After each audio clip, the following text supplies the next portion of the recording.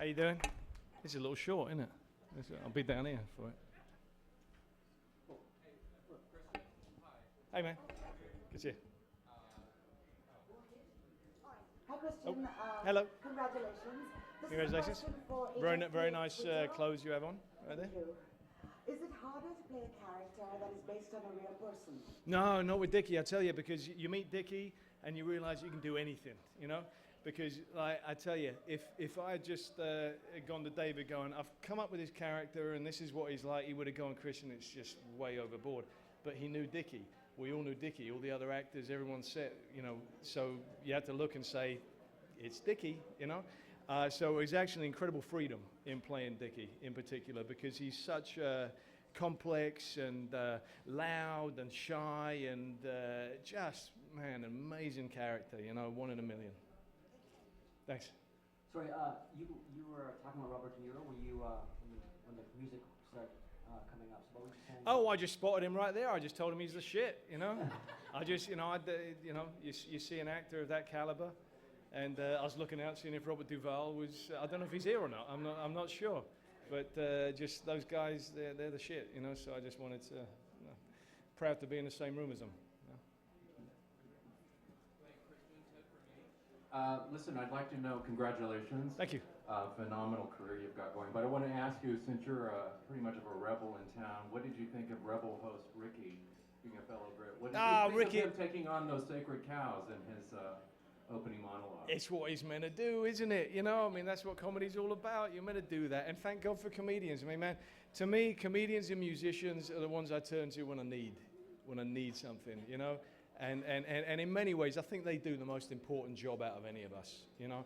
The ability to make people laugh, and he's fantastic. I mean, I remember when we were in Iceland before starting on Batman Begins, I was watching The Office, endlessly just crying with laughter. The guy's a genius. You think he went too far or just right? No, I hope he's going to keep going further throughout the night, you know?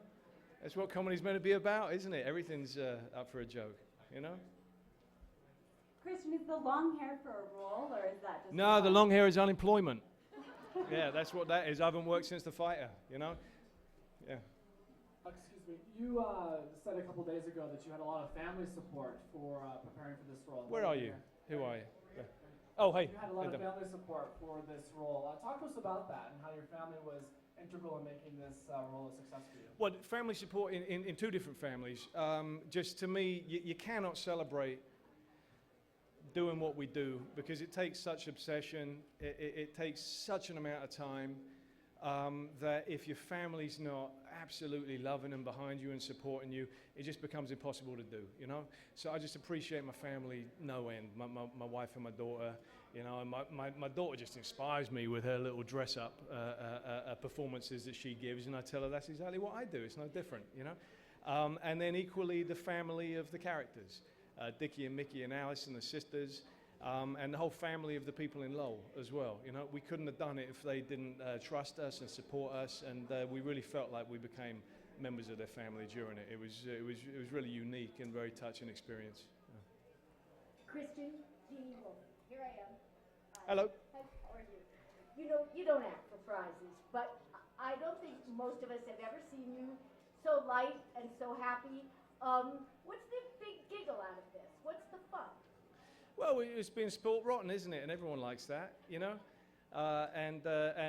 You know, I've always been somebody, you know, like I'm always very comfortable when I'm playing a character. I can get up in front of billions of people, but myself, I'm just not comfortable. I'm not somebody who's good in front of a room full of people, you know? And a lot of people don't get that. They can't understand that some actors are bloody shy and we have these issues about, oh, I don't want to be in front of people.